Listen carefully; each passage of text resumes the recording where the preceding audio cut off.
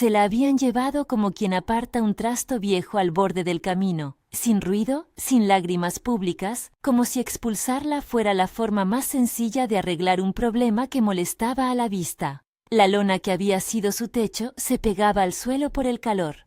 Debajo, Miriam Dane respiraba con la calma cortada de quien ha aprendido a contener lo que falta. Su cara, ya habituada a la sequedad del pueblo, era la de alguien que guardaba nombres y cuentas por saldar, fechas de hospitales, promesas rotas, algún cumpleaños olvidado. Sus manos, que habían sido capaces de dar vueltas a un botón o de coser dobladillos, ahora vivían sobre el regazo como si no supieran qué decirse. El amanecer se desdoblaba en el pueblo como un mapa de grietas. Las calles eran hendiduras manchadas de polvo que recogían historias como quien coloca trapos en el suelo, para ocultar, para no ver. El viento llevaba siempre el mismo olor, mezcla de estiércol viejo, metal caliente y madera. Desde la colina que miraba el caserío, se distinguían los tejados partidos y algo más allá, un corral con 2 o 3 vacas harapientas. En el taller, una sombra curtida se movía entre virutas y tablas, y su caballo, inmóvil, parecía una estatua de paciencia. Miriam recordaba el último abrazo de su madre como si fuera una línea callada en un cuaderno viejo, breve, urgente, con la concisión de quien decide sin mirar atrás. La cargaron en el camión como quien retira muebles tras la muerte de un vecino, sin ceremonias. La dejaron en el borde del pueblo frente a su propia casa caída porque nadie quería la consecuencia de una decisión apurada. Habían dicho que no podían, que no tenían medios, que su vida no cabía entre la vergüenza y la caridad mal entendida. El rechazo se había presentado en frases cortas, cortes limpias que no dejaron sitio a explicaciones. Miriam, que había tenido una familia con argumentos y silencios, ahora tenía solamente la tela raída, el zumbido de las moscas, el calor pegado a la piel y un silencio que a veces podía aplastarla de un solo golpe. La primera vez que la encontró Jet no fue con la idea de salvar a nadie. Jet era un hombre de pocas palabras y muchas manos. Tenía la piel del color de las viejas sogas, uñas surcadas por años de trabajo en la madera y el cuero. Era ranchero, sí, pero también trabajaba la carpintería con la misma devoción con la que curaba una rabera en un potro, con paciencia, sin prisas, atendiendo el detalle hasta que el conjunto volvía a su sitio.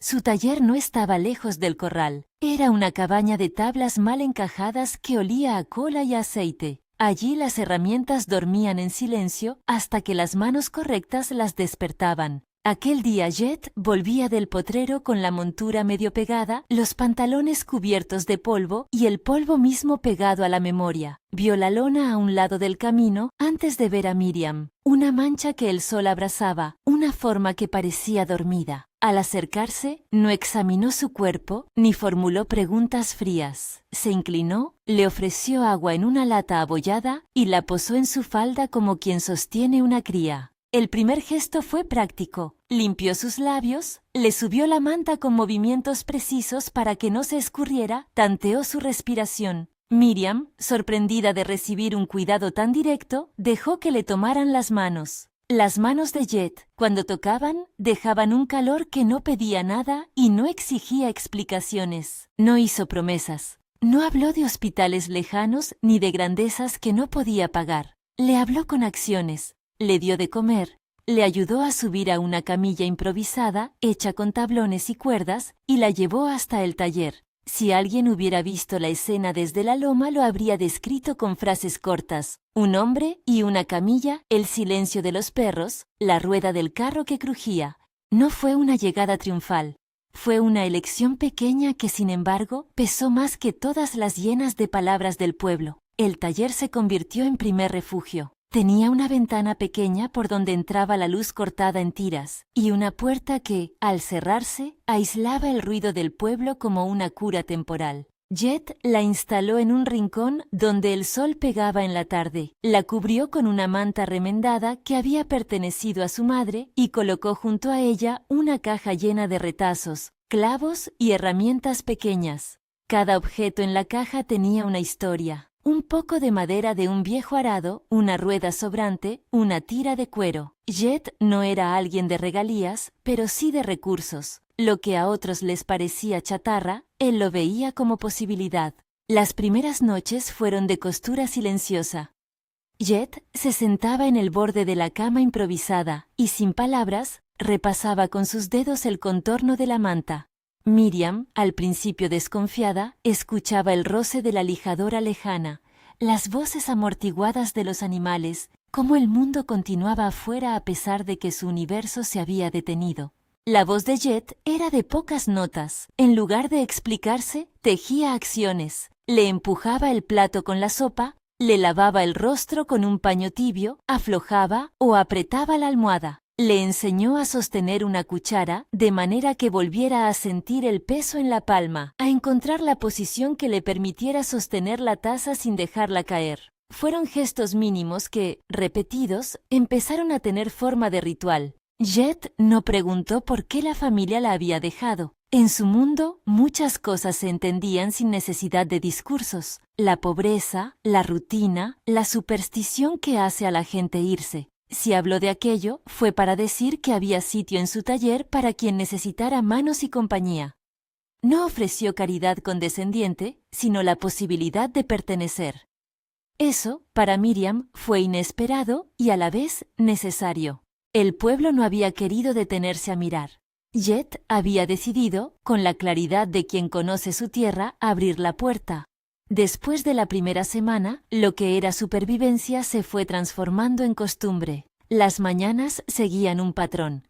La luz llegaba perezosa, se oía el raspado de una lija en la distancia y Miriam, sentada en el banco cerca de la ventana, escuchaba las pequeñas músicas del oficio. Jet la enseñó a reconocer cada sonido, el ritmo de una cerradura, el golpe de un martillo, el chasquido de una bisagra. Le entregó pequeñas tareas que podían realizarse desde su posición. Lijar mango cortado para cuchara, enrollar tiras de cuero, coser asas. No eran imposiciones, eran invitaciones medidas, una a una, que le devolvían sentido.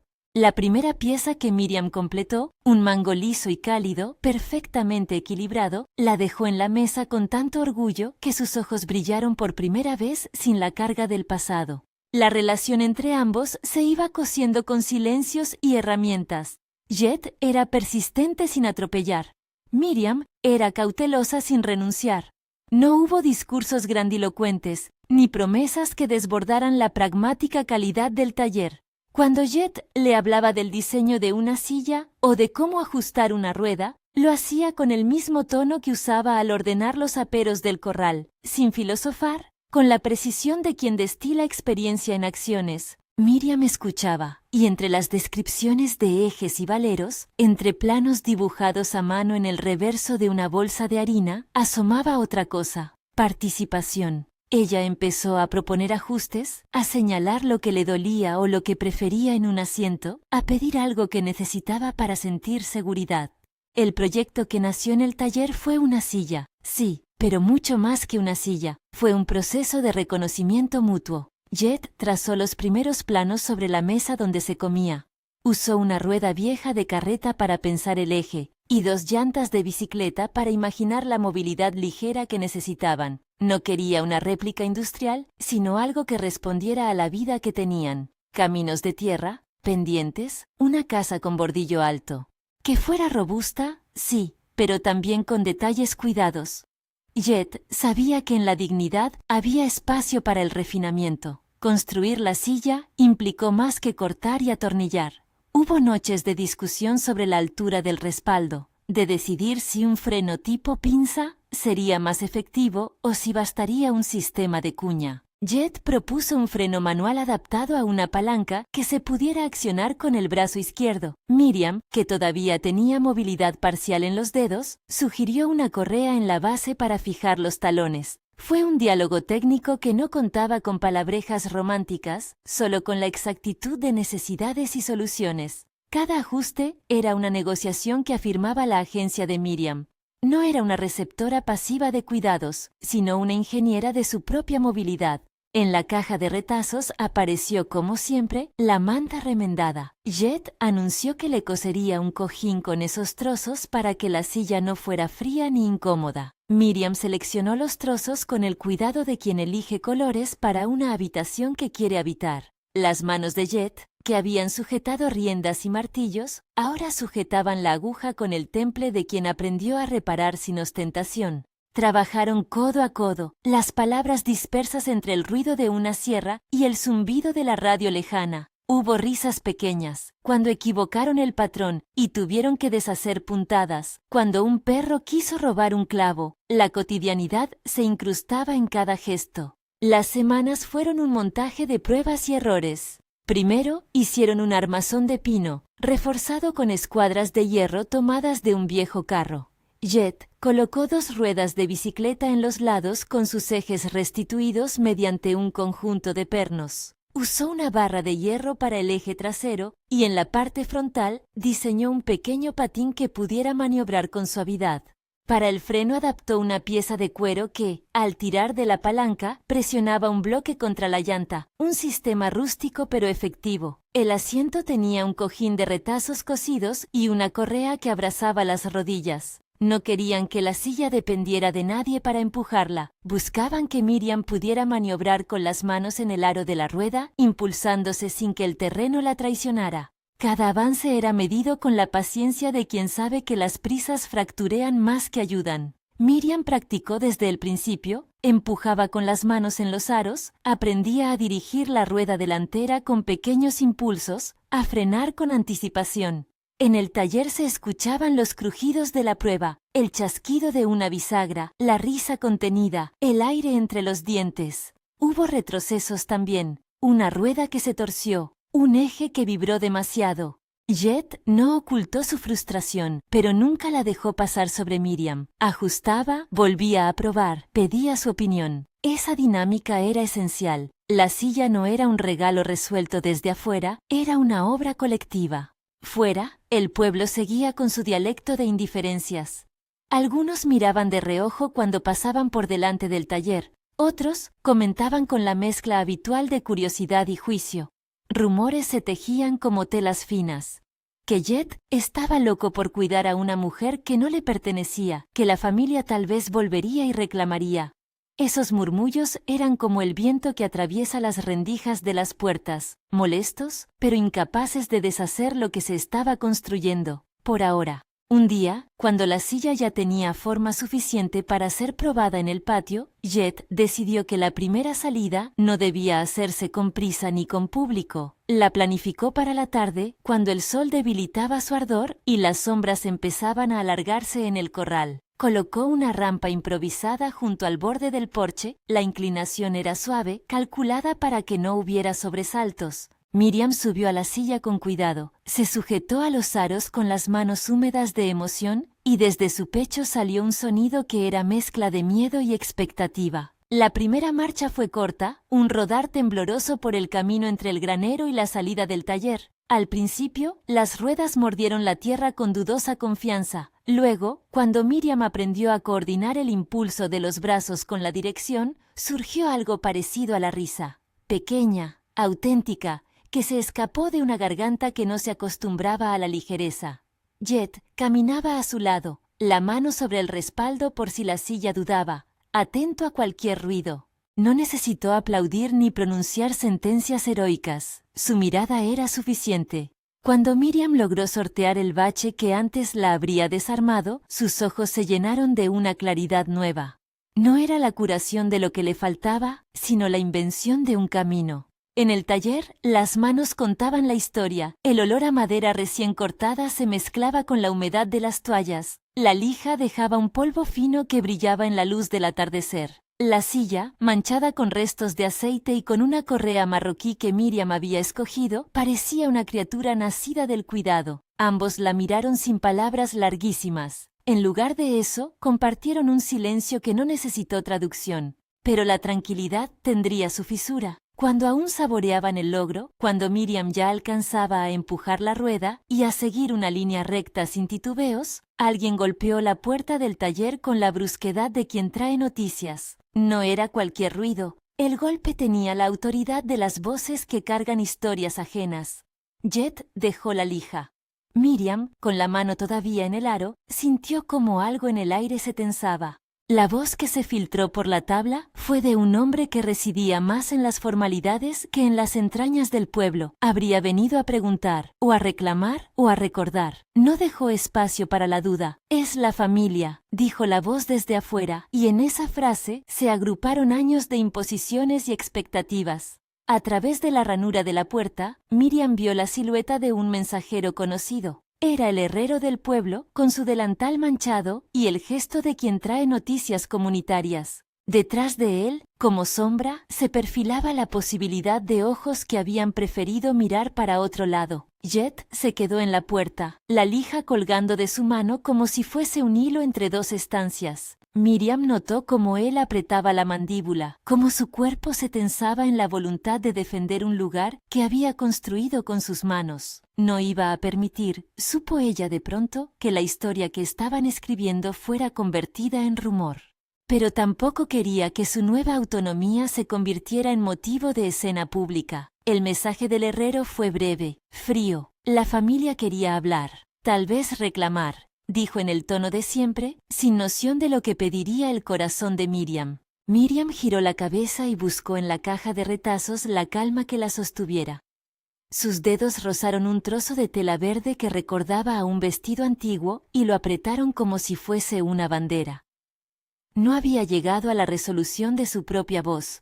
Su corazón latía con fuerza, pero también con la tranquilidad nacida del taller. Sabía que la llegada de la familia no sería simple. Conocía los términos del abandono y el peso de las explicaciones que no sirven más que a la culpa. Sin embargo, algo había cambiado. Ya no tenía solamente la lona y la espera. Tenía manos, una silla, un trabajo construido a medias y el testigo de alguien que había elegido quedarse. Jet abrió la puerta del todo y la luz del patio entró como un juramento. Afuera, el herrero aguardaba con la formalidad de quien porta la leyenda del pueblo en el pecho. Detrás, un sendero de miradas podría empezar a formarse, y con él, una interrogación que exigía respuesta. ¿A quién pertenecía Miriam ahora?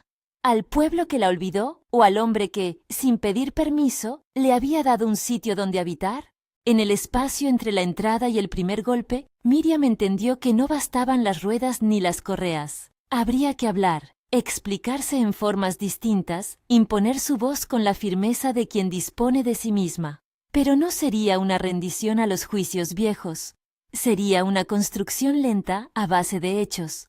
Antes de que el herrero pronunciara los primeros nombres, Miriam posó la mano en el respaldo de la silla como quien toma la brújula de su propia ruta. Si esta historia te está tocando, cuéntanos desde dónde nos miras. ¿Has visto alguna vez a alguien quedarse cuando todos se van? Comparte en los comentarios. El herrero, que venía con más autoridad que delicadeza, entró como quien entra en un tribunal. No tardó en colocar las palabras en su sitio. La familia reclamaba explicaciones. Algunos vecinos susurraban que aquello no podía sostenerse. Pero la presencia de Jet en la puerta no era la presencia de un acusado. Era la de un hombre que había elegido una responsabilidad mínima y concreta. Dar cobijo, enseñar, construir. Sus respuestas fueron medidas. No buscó pelea. Dijo lo esencial. Miriam vive aquí, en el taller. No a punta de ley, sino de actos. Si había la intención de la familia de llevarse algo más que palabras, habría que hablar con calma.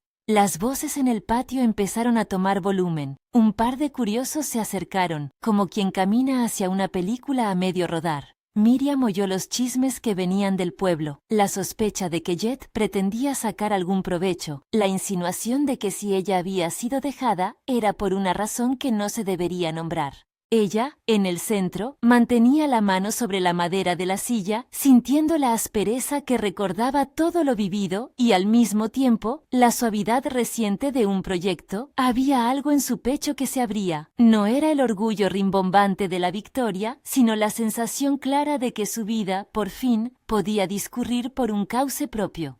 Jet la miró con la calma de quien no necesita decir más de lo que hace. En sus ojos no había condescendencia, había un reconocimiento que la colocaba en el lugar que merecía. La familia, representada por la sombra de un tío y algunas palabras contundentes, reclamó, sí, pero la reclamación olía a cosas viejas, a costumbres que descartaban lo incómodo. Miriam pensó en todas las veces que la habían calentado con promesas y la habían dejado a la intemperie cuando el frío vino de verdad. Esta vez se disponía a nombrar su propia medida, no sería una pregunta a la que otros dictaran la respuesta, la tensión era palpable, como una cuerda tirante, los vecinos murmuraban, algunos, todavía con esa mezcla de curiosidad y crueldad que a veces revuelve los pueblos, miraban como quien contempla un objeto raro. Entre tanto rumor, Miriam sintió que debía levantar la voz. No para acusar, sino para colocar una verdad en el centro. Su vida no sería remitida a la buena voluntad ajena. Tenía derecho a elegir dónde vivir, con quién compartir su tiempo, qué trabajo aceptar y qué cariño devolver. No fue un discurso largo, fue una palabra clara que atravesó el patio y obligó al silencio. El herrero la miró con una mezcla de molestia y sorpresa. No esperaba contestación. Jet, por su lado, observó cómo la gente cambiaba la postura ante la presencia de alguien que hablaba con propiedad. La línea que marcaba el abandono parecía por primera vez resquebrajarse. Sin embargo, los viejos rencores no se deshacen de un golpe. La familia, herida en su orgullo o en sus complicidades, se llevó el portazo de regreso a la calle sin soluciones fáciles. Pero su visita dejó huellas, preguntas en los rostros. Miradas que antes pasaban de largo, ahora se detenían con la incomodidad del reconocimiento. La tarde terminó con un silencio distinto. No era el silencio anterior, de resignación. Era uno más tenso, sí, pero con una consonancia nueva, la del trabajo que no se detiene. Miriam, aún en la silla, miró el taller con los ojos de quien redefine su historia. Jet cerró la puerta tras ellos dos y se permitió un respiro. No hubo palabras solemnes, solo la persistencia de la rutina, comida caliente, una radio que mugía canciones viejas y la señal de que mañana habría que terminar algunos ajustes en la silla. Cuando el taller quedó en calma, Miriam apoyó la cabeza en el respaldo, sintiendo la rugosidad de la manta. Sus manos, con la piel todavía marcada por la lija, se posaron en el cojín que ella misma había escogido. Había logrado algo que pocas veces se le concedía, ser oyente y actor a la vez. No por caridad, no por un favor que debía pagar con sumisión, por mera y simple elección de quedarse. Jet la miró con respeto, sabiendo que su papel ahí no era solo construir, sino sostener una plataforma desde la cual Miriam reclamara su autonomía. La noche trajo alivio en forma de estrellas. Afuera, el corral murmuraba como si los animales hubieran decidido guardar sus secretos. Dentro, la luz era cálida, y los objetos parecían respirar con menos urgencia. La silla, apoyada en el rincón, reflejaba la luna en la llanta delantera. En su superficie, Miriam reconocía la posibilidad de moverse por el pueblo sin que la miraran como a un problema. Sabía que vendrían más preguntas, que la familia volvería con otros argumentos, que la comunidad no se rendiría en su trabajo de normalizar el abandono. Pero también sabía que algo, en la raíz del taller, había cambiado. Los días siguientes serían de pulso y de prueba. Terminar los detalles de la silla, practicar las salidas por el camino de tierra, enseñar a Jet a confiar en que Miriam podría manejar ciertos tramos sola. Ella, por su parte, se proponía aprender no solo a empujar la rueda, sino a decir que no cuando algo le resultara incómodo y a decir sí cuando quisiera participar en la vida. Sus manos, antes relegadas a la inacción, volvieron a encontrar herramientas. El lijado dejó una película fina en la piel que, cada vez que la rozaba, le recordaba su propia reconstrucción. En el taller, la vida se organizó nuevamente. La caja de retazos se convirtió en depósito de memorias útiles. Las herramientas, en parte de la lengua que ambos hablaban. Jet continuó su trabajo en la carpintería y algunas tardes dejaba que Miriam le ayudara a elegir piezas, a medir con la paciencia que exige un cálculo. Ambos empezaron a diseñar otros objetos, una mecedora para el porche, una cajita con cierre para guardar la correspondencia, un cabecero sencillo para una cama que todavía no existía en sus planes. Era como si cada objeto fuera una pequeña declaración. Aquí cabe la reconstrucción. Y sin embargo, la vida no se cerraba en ese taller. El pueblo seguía con su mecánica, y las preguntas seguían al acecho. Miriam comprendió que su camino no sería lineal. Habría pasos seguros y tropezones, contracorrientes y manos amigas. La silla era un símbolo y una herramienta, pero no la garantía de la aceptación. Por eso, cuando al día siguiente, al abrir la puerta del taller para sacar la silla y probar un tramo más largo hacia la plaza, Miriam percibió que una sombra nueva se posicionaba en la loma. Eran figuras que portaban algo más que curiosidad. Algunas llevaban el peso de lo que no se había dicho, otras, la intención de intervenir. Se detuvo en el umbral, las manos en el aro, y respiró profundo. Sabía que en la siguiente salida habría más miradas, quizá más preguntas que no quería responder, quizá más intentos de convencerla de que lo correcto era regresar a la zona de invisibilidad. Pero el taller había sido su primera asamblea de dignidad, y en la puerta, Jet le dio un empujón suave, no para impulsarla sin su consentimiento, sino para recordarle su capacidad. La silla rodó, y con ella, el cuerpo de Miriam empezó a trazar una ruta que ya no pertenecía a la mendicidad del pasado, sino a la voluntad nacida del trabajo y del cuidado compartido. Mientras avanzaban hacia la plaza, la gente se apartaba con diversos grados de sorpresa. Algunos ensayaban palabras de encomio, otros, de reproche. Miriam, sin embargo, percibía un paisaje distinto. Su propia identidad se llenaba de matices. No había salvación en la caridad, ni obligación en la ayuda. Había elección, y la elección era lo que ahora definía su pertenencia.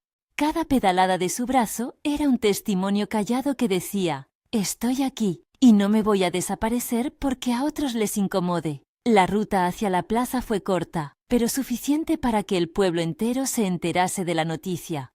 Una mujer, antes abandonada, circulaba ahora con la firmeza de alguien que había decidido nombrar su destino. Algunos vendieron la escena como espectáculo. Otros, demasiado acostumbrados al silencio, la miraron con la habitual mezcla de pena y sorpresa. Para Miriam fue una revelación. La movilidad no borraba su historia, pero le otorgaba una posibilidad. Allí, en el centro del pueblo, con las ruedas dejando un surco en la tierra, supo que la verdadera prueba no era solo la técnica de la silla, sino la firmeza de las decisiones que la sostenían. El sol, a esa hora, empujaba su calor sobre las cabezas. Un niño vino a mirar de cerca las ruedas. Una vieja, que había sido vecina de Miriam hace años, se acercó para ofrecer un pan como si fuera una moneda de reconciliación. Miriam aceptó el gesto con una sonrisa corta. No necesitaba la compasión pública, sino la posibilidad de caminar su propio camino en la medida de sus fuerzas. Cuando volvieron al taller, la silla chirrió un poco en la última cuestas, enseñando que todavía quedaban ajustes por hacer. Jet, en su papel de artesano, tomó nota mental de las pequeñas vibraciones que debía corregir. Y mientras el taller se prometía a sí mismo más trabajo y el pueblo seguía con su rumor, Miriam sintió que la cosa más importante no era haber sido encontrada, sino haber decidido quedarse. Esa decisión, pequeña y radical, fue lo que les permitiría enfrentar lo que viniera. La visita de una familia que exigiera. La curiosidad de un pueblo que no sabe qué hacer con las historias que desbordan su rutina. Los días de lluvia en los que la silla necesitaría retoques. Todo eso quedaba por delante. Jet, por su parte, entendía que había arriesgado más de lo que creía. Había puesto su nombre junto al de una mujer que, eligiendo, reclamaba una vida. En el taller, los dos se sentaron por un tiempo a mirar la pieza que todavía necesitaba lijado. No hubo palabras grandilocuentes. Hubo, en cambio, la firmeza de quien sabe que el trabajo prolonga la dignidad. Manos que no sueltan, que no renuncian, que continúan. El taller añadió allí un ruido más a su identidad.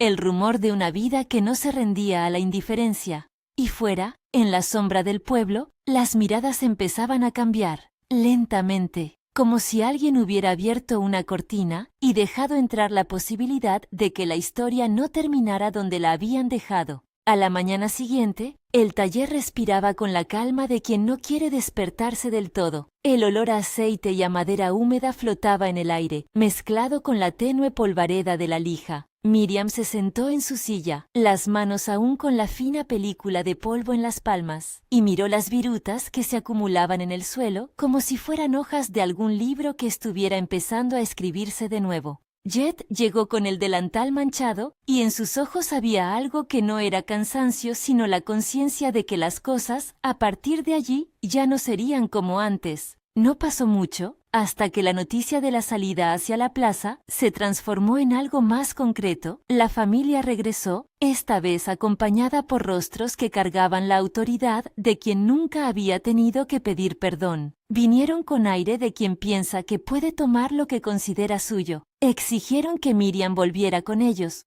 Dijeron palabras hechas para cerrar puertas, costumbre, deber, honor familiar. Pero había cambiado el escenario.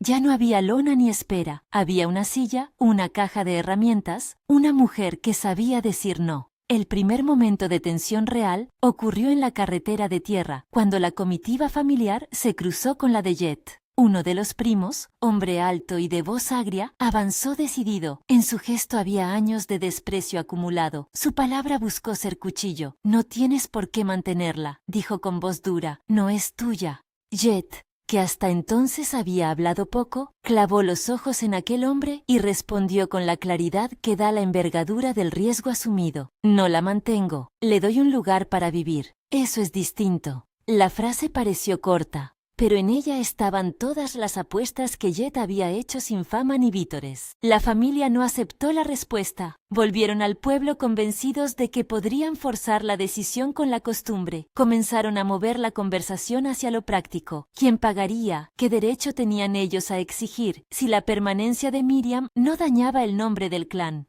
Algunos vecinos permanecieron callados. Otros, avergonzados, murmuraban que el hombre del taller estaba traspasando límites.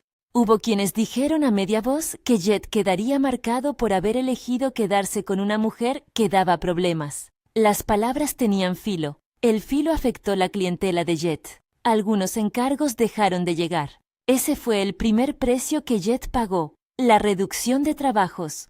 Su clientela tradicional, formada por labradores y comerciantes, empezó a desconfiar. Surgieron comentarios en la tienda del pueblo que si Jet estaba distraído, que si debía ocuparse de sus cosas primero. El rumor de que su generosidad era ingenuidad se regó como maleza. Para la mayoría, su elección era un excentricismo que ponía en riesgo la economía de la cuadrilla. Para Jet, en cambio, aquello no era un riesgo calculado por números, sino por principios. Sin embargo, las cuentas no se sostienen con principios solamente. Había que tomar decisiones concretas. Una tarde, después de cerrar la puerta del taller con más cuidado que de costumbre, Jet se sentó en el banco y miró una foto vieja. Su caballo, ya entrado en años, posando con la dignidad de quien compartió muchos viajes. La mirada de Jet se tornó dura en la contemplación. La noche anterior había decidido algo que pesaría en su vida como pesa un invierno. Vendería la yegua que le quedaba, su mejor montura, la que había heredado de su padre. No fue una decisión rápida. Fue la suma de noches en las que había contado clavos y calculado metros de tabla, y en las que la certeza de no ceder lo había vencido. Vender la yegua significaba perder un trozo de su pasado, pero también significaba asegurar el techo, las rampas, los materiales que impedirían que un rechazo social se transformara en una derrota funcional. Se comentó en el pueblo con sorpresa. Algunos lo miraron con lástima, otros con desprecio. La yegua fue vendida a un tratante de un pueblo vecino. Jet subió al potro por última vez en la madrugada, la abrazó en silencio y después salió sin mirar atrás. En el taller, con el dinero en una caja metálica, se trazó un plan: reforzar la rampa de entrada, arreglar el porche de su casa para que Miriam pudiera acceder sin depender de nadie, comprar más herramientas y un par de ruedas de repuesto para la silla. No había lujo en la lista, había previsión. Al entregar la llave de la yegua al comprador, sintió que perdía algo de su historia, pero ganaba otro acto: la evidencia de que estaría dispuesto a perderlo todo por mantener el lugar de Miriam. La noticia de la venta corrió por las calles como un rumor que se repitió en la taberna, en la iglesia y en la tienda. Se mezcló con opiniones encontradas. Hubo un hombre que, con voz ronca, dijo: «Ha perdido todo por esa mujer». Otro, más justo, respondió: «Ha ganado algo que no se compra». Jet no buscó retribuciones. Su gesto se hizo visible en la quietud de los días siguientes, en la montaña de tablas apiladas para nuevos proyectos y en el refuerzo de clavos que sostenían la rampa. Para Miriam, la venta fue una noticia triste y hermosa. Triste por la pérdida del animal que tanto había significado para Jet. Hermosa porque la generosidad se mostraba con hechos. Con el taller reparado y el acceso mejorado, la vida cotidiana volvió a encontrar su ritmo. Miriam siguió practicando con la silla, sus desplazamientos se hicieron más largos y seguros. Comenzó a enseñar a algunas mujeres del pueblo a coser cojines adaptados, a reparar asas de cubiertos o a hacer pequeñas piezas decorativas. Sus manos, antes ausentes de propósito, volvieron a tener un oficio que permitía que su presencia en el taller fuera autónoma y productiva. La tienda del pueblo, que al principio se había mostrado renuente, empezó a recibir encargos discretos de objetos hechos por Miriam y Jet: taburetes, marcos sencillos, cajas para guardar semillas. Poco a poco, el taller dejó de ser solo el lugar de una excepción y empezó a parecer una microeconomía solidaria. No todo fue avance sin resistencia. Un día, al regresar de la plaza, Jet encontró la verja del taller forzada. Alguien había dejado inscripciones en la madera con palabras agresivas. Esa noche, varias tablas que protegían la ventana estaban astilladas. No fue un ataque con intención de daño mayor, sino lo suficiente para recordar que la hostilidad no se apaga con una venta ni con buenas intenciones. Jet y Miriam repararon las astillas durante la noche.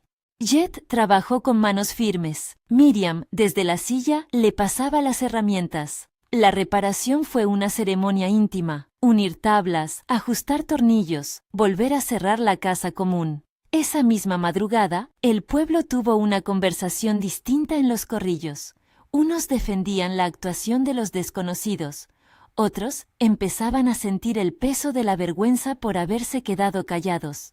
Una tarde de lluvia fina, Jet salió al corral y encontró a la vieja mujer que había traído pan el día de la plaza. Se llamaba Rosa. Su rostro era mapa de muchas estaciones. Se acercó lentamente al taller y con voz baja preguntó si podía aprender a lijar. Jet la miró con sorpresa y concedió un asiento. Rosa había perdido a su hija hacía años y decía, sin grandes palabras, que quería sentirse útil. Esa petición, modesta, fue el inicio de lo que luego sería un pequeño taller comunitario. Personas que aprendían a hacer pequeñas reparaciones mientras conversaban. Miriam daba clases, Jet enseñaba técnicas y la radio sonaba de fondo con músicas que nadie recordaba del todo. El taller de Jet dejó de ser solo un refugio para uno y se convirtió en un lugar para otros. La inclusión era práctica y cotidiana, no teórica. Mientras tanto, la familia de Miriam no desapareció del todo. A veces un tío enviaba noticias, otras veces algún pariente aparecía para observar desde lejos. Con el tiempo, la agresividad se transformó en curiosidad cautelosa. No fue una reconciliación fácil. Las costumbres no se deshacen de un día para otro.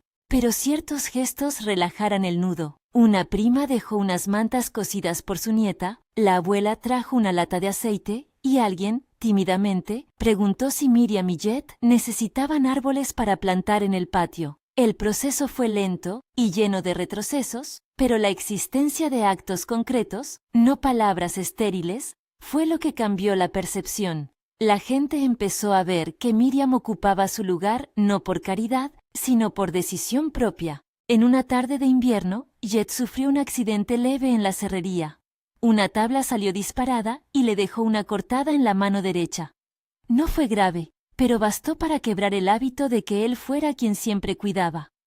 Miriam estuvo al lado, con la calma del que está acostumbrado a medidas prácticas. Limpió la herida, preparó vendas con retazos, sujetó la lámpara para que las puntadas se hicieran con buenas luces. Verla en ese papel, tan capaz, produjo en Jet una necesidad repentina de decir más que lo habitual. Había en su pecho algo que deseaba ser nombrado. Esa noche, cuando el frío hacía vibrar los cristales de la ventana, Jet talló una pequeña pieza de madera, la puso en la mesa, la miró y decidió que, más allá de palabras grandes, quería ofrecer a Miriam un gesto que fuera de su oficio, una promesa marcada en fibras que durarían. No hubo rodillas ni arenga, solo un cilindro de madera, barnizado, con una inscripción simple en el reverso. Quiero elegir cada día. Cuando Miriam lo vio, su mirada se llenó de comprensión. Jet entonces habló con la sencillez que lo caracterizaba. Me quedo contigo. Si aceptas, quiero que seamos compañeros. No como quien da limosna, sino como quien comparte el pan y la labor. Miriam cerró la mano alrededor de la pieza, como quien acepta algo que ya sabía que quería. Su respuesta fue igual de práctica. Quiero elegirlo contigo. No fue una declaración grandiosa. Fue una decisión concreta, tomada entre las herramientas, con el olor de la madera alrededor. Su unión se celebró en el porche del taller, sin formalidades que no encajaran en su vida. No hubo una ceremonia lujosa. Hubo pan, amigos, la música de la radio y la presencia de quienes, con distintos grados de sinceridad, habían sido parte del proceso. Algunos no asistieron, por prejuicio o por indiferencia, pero los que estuvieron compartieron el pan y la madera, y eso, a su manera, fue suficiente. No era una boda que borrara el pasado, era un pacto que reconocía la historia de cada uno y que, sobre todo, rendía culto a la elección mutua. Con el tiempo, el taller se convirtió en un pequeño centro de aprendizajes prácticos. Jet y Miriam recibían encargos no solo del pueblo, sino de zonas próximas. Una silla reparada, una mecedora para un hogar lejano, cajitas finas para guardar cartas. Los encargos trajeron recursos que permitieron ampliar el taller, una ventana más grande, un pequeño almacén y la contratación eventual de un joven aprendiz llamado Pablo que venía con ganas de aprender y pocas expectativas. Pablo, con manos inexpertas, se volvió parte de la familia del taller. Aprendía a lijar, a medir y también a escuchar.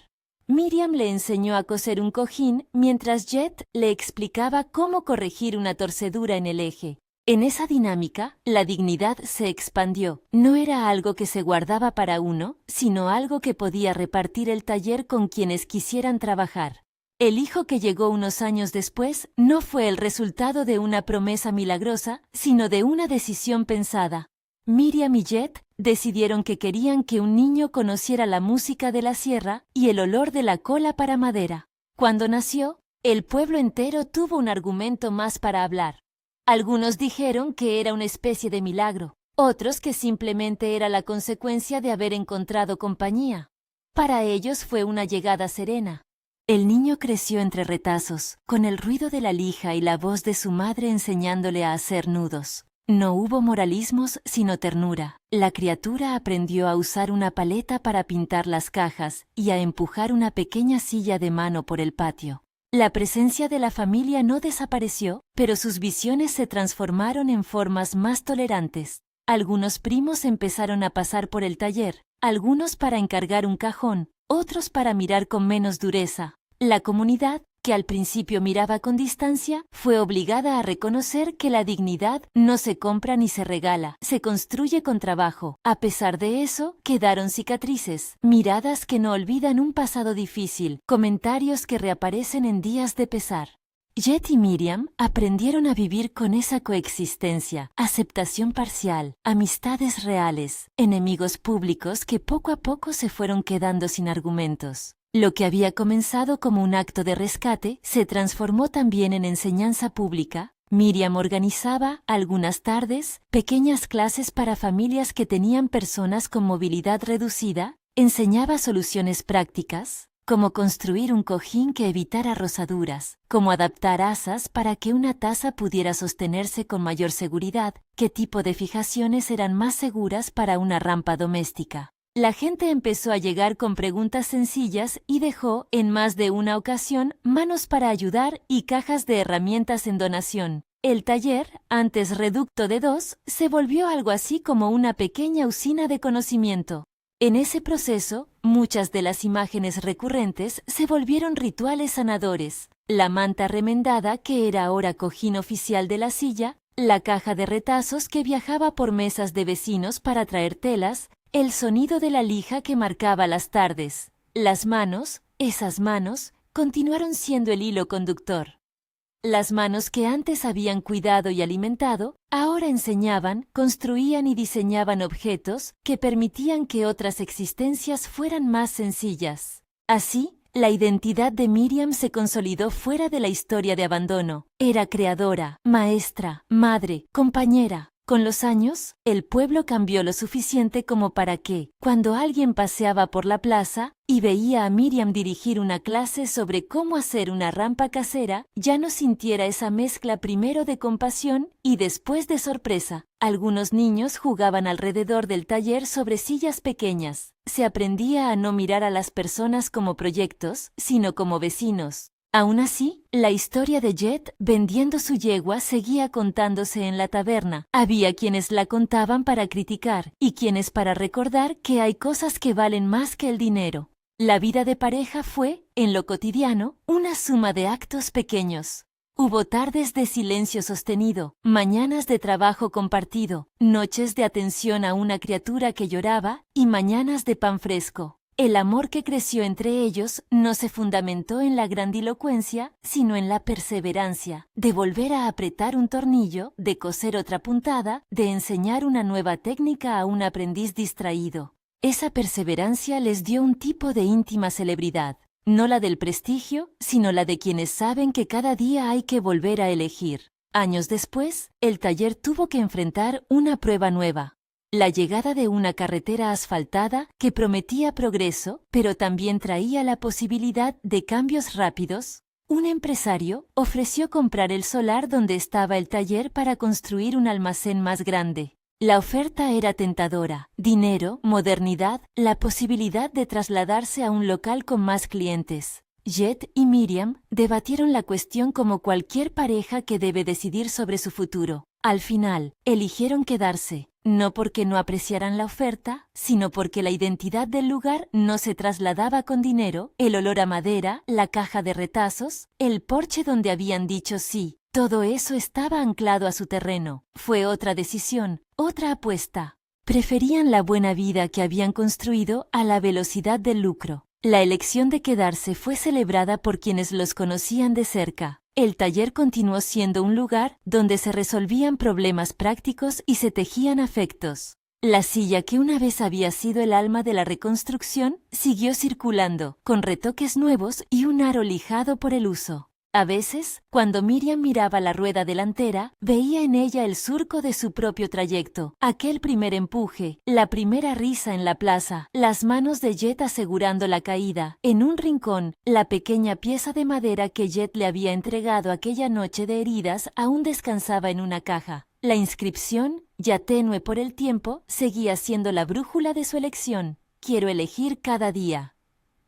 Con el paso del tiempo, la historia que se contaba del pueblo cambió el final. Ya no se decía solamente que todos la abandonaron, se añadía una segunda frase como corrección necesaria, excepto el ranchero solitario que arriesgó todo por ella. Y en esa frase cabían ventas de yeguas, rampas reforzadas, sillas construidas, una familia elegida, talleres comunitarios, y el nacimiento de un hijo que aprendió a empujar su primera silla de juguete entre virutas. Jet no había prometido milagros, había apostado su vida por otra vida, y esa apuesta, sostenida por días de lija y por noches de parches, fue lo que devolvió a Miriam su lugar en el mundo. En la última escena, ya maduros, los dos se sientan en el porche del taller al atardecer. El niño, ahora mayor, corre con una caja que acaba de lijar. El sonido de la lija marca el ritmo de una tarde más. Jet toma la taza de té con ambas manos y respira el olor del taller. Miriam mira las manos de Jet. Recuerda la yegua vendida, la rampa construida y el largo camino de decisiones sencillas que les trajo hasta allí. No necesitan discursos. El silencio compartido lo dice todo. La silla, apoyada cerca de la puerta, refleja la luz del sol en la llanta. La manta remendada cuelga de un soporte como bandera de la historia que no se avergüenza de su origen. Si esta historia te ha llegado al alma, Cuéntanos en los comentarios cuál fue el momento que más te conmovió. Suscríbete para que sigamos trayendo historias de reconstrucción, manos que no se rinden y decisiones que cambian vidas.